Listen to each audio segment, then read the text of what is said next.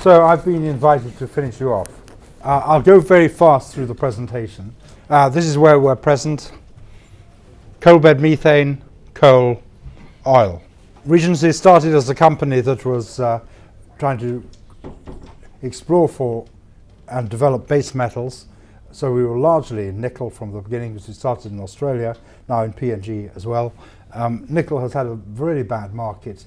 It was the first to go up in the 2000s, the first to come down. There were some technological changes when the Chinese became the biggest users and found that they were bidding the price up against themselves, and the industry hasn't really recovered from that.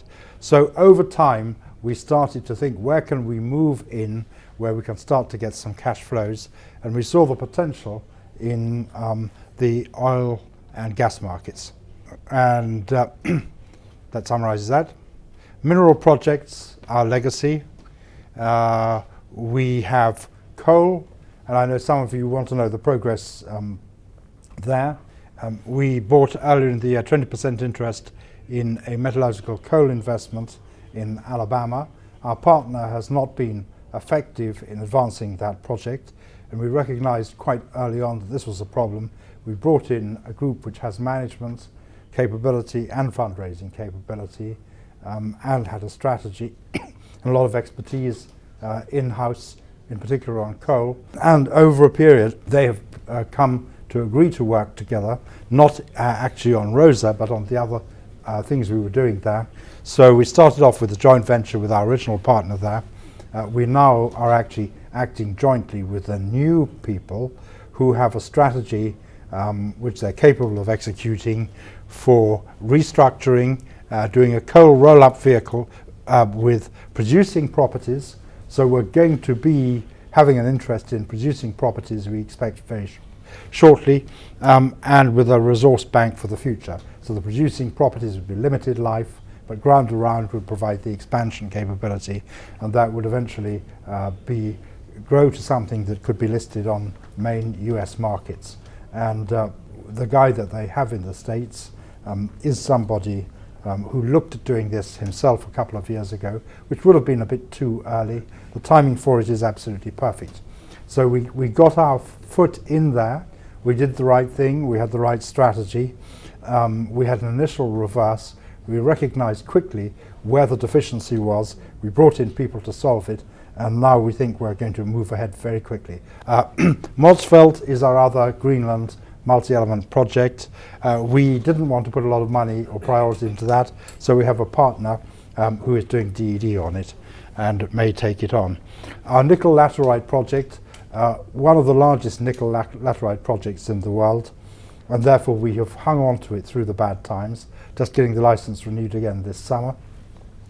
Interestingly, the cobalt component of that nickel cobalt laterite is now something between a third or a quarter of the value of the total project. So if the cobalt price continues to improve with increasing demand, it may change the economics of these projects. On the other hand, there are many of them, and so it would then be important to move fast. However, at the moment, the nickel price still lagging, going up, and we're just holding on until times are better. We've seen in the last year or two how when commodities turn, like for example manganese, like coal, the change can happen very quickly and the whole climate then alters. We expect that to happen sometime in nickel, and as I say, it's a really good asset. Oil and gas, we've gone into a stake in Horse Hill, and this has been a great thing to trade in and out of, because there's a lot of awareness of it in London, a lot of people writing about it, but we recognize that over time it was going to need to be in fewer, more concentrated, stronger hands, and we think that UK Oil and Gas is a company whose destiny is to consolidate this.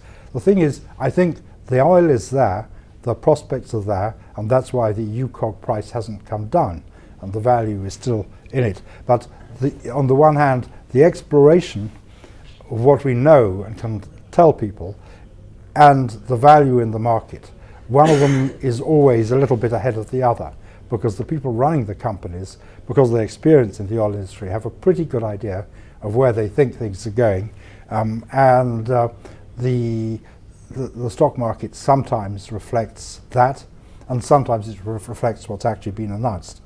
I remember when the North Sea was starting, a lot of the North Sea oil companies actually hit their highs before a barrel of oil was produced from the North Sea. So it shouldn't surprise us that one or two companies are very strong.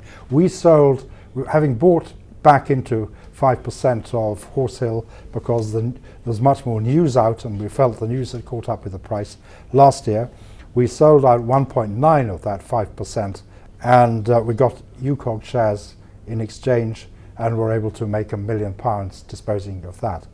The other 3.1%, we're trying to repeat the trick, because having done it once, we don't see why we shouldn't do it again. Probably not with UCOG, but with another company, and we've had discussions on that, and we hope there'll be news shortly. But we don't regard this as core, because we have very little control with our small shareholding of what goes on. Curzon Energy, we put nearly £600,000 into it, and because of our commissions and getting in early, we've got into a slight discount to the issue price. Scott, we expect to be on the board. I think this company is going to need some promotion in London, and he's going to need to get involved in that. If you have questions later, ask him about it. But we think this can be very successful, because potentially there are hundreds of wells that can be drilled there. And that is Regency. So you see our focus at the moment is on the coal bed methane, on getting the value out of Horse Hill, and on turning around the coal, because when the nickel price recovers and we can do something with that, it's quite out of our hands. But we're putting ourselves in a strong position where we can expect some revenues in order to take the next big advance.